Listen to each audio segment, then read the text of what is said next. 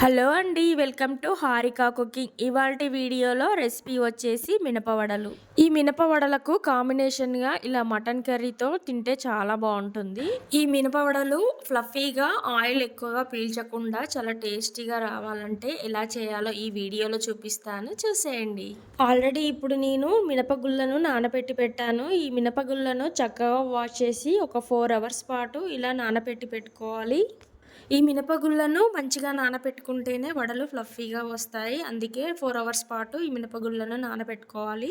ఇప్పుడు దీనిని ఒక మిక్సీ జార్‌లోకి తీసుకొని వాటర్‌ని ఎక్కువ పోయకుండా మెత్తగా గ్రైండ్ చేసుకోవాలి.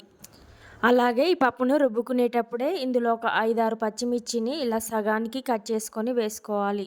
చూడండి, ఈ విధంగా మెత్తగా గ్రైండ్ చేసుకోవాలి. వాటర్ మొత్తంకి లేకుండా గ్రైండ్ చేయలేం కాబట్టి కొద్దిగా వాటర్‌ని చల్లుకుంటూ మెత్తగా గ్రైండ్ చేసుకోవాలి. అలా అని వాటర్ ఎక్కువ పోయకూడదు. కొద్దిగా పోసుకుంటూ గ్రైండ్ చేసుకోవాలి. లేదంటే వాటర్ ఎక్కువ పోసుకుంటే వడలనేది ఆయిల్ పీల్చుకుంటుంది. చూడండి, పిండి కన్సిస్టెన్సీ అనేది ఈ విధంగా ఉండాలి. ఇప్పుడు ఈ వడపిండిలో ఒక పెద్ద ఆనియన్‌ను ఇలా సన్నగా తరుముకొని వేసుకోవాలి. ఆనియన్స్ వేయడం వలన వడలు చాలా టేస్టీగా ఉంటాయి. దీంట్లో ఒక స్పూన్ జీలకర్ర, అల్లం వెల్లుల్లి పేస్టు, కొద్దిగా కొత్తిమీర, ఒక స్పూన్ ధనియాల పొడి, టేస్ట్‌కి సరిపడా సాల్ట్‌ని వేసుకొని మొత్తం కలిపేసుకోవాలి. ఈ పిండిలో మొత్తం ఆనియన్స్ కలిసిపోయే విధంగా మొత్తం మంచిగా కలుపుకోవాలి. మొత్తం ఈ విధంగా బాగా కలిపేసుకున్న తర్వాత ఈ పిండిని ఇప్పుడు ఒక 15 మినిట్స్ పాటు పక్కన పెట్టాలి. ఇలా 15 మినిట్స్ తర్వాత ఈ పిండితో వడలేస్తే వడలు చాలా స్మూత్‌గా ఉంటాయి. ఇప్పుడు చిన్న బౌల్లోకి కొద్దిగా వాటర్‌ని తీసుకొని ఈ విధంగా చేత్తో వాటర్‌ని అద్దుకుంటూ కొద్దిగా పిండి ముద్దను తీసుకొని ఈ విధంగా చేత్తో హోల్డ్ చేసి వేడిగా ఉన్న ఆయిల్‌లో ఒక్కొక్కటిగా వేసుకొని ఫ్రై చేసుకోవాలి.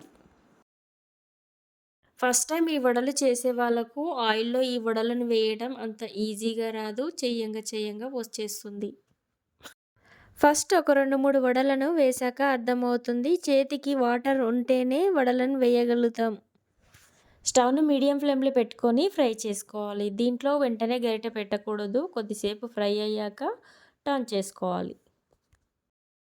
ఈ వడలను మీడియం ఫ్లేమ్‌లో నిదానంగా ఫ్రై చేసుకుంటే వడ లోపల మంచిగా ఫ్రై అయిపోతుంది. లేదంటే వడ లోపల పచ్చిగా పిండి ముద్దలా ఉండిపోతుంది. చూసారు కదా, ఈ విధంగా మంచి గోల్డెన్ కలర్‌లోకి వచ్చేంత వరకు ఫ్రై చేసుకోవాలి. ఇలా ఫ్రై చేసుకుంటేనే పైనంగా క్రిస్పీగా లోపల సాఫ్ట్‌గా ఉంటుంది.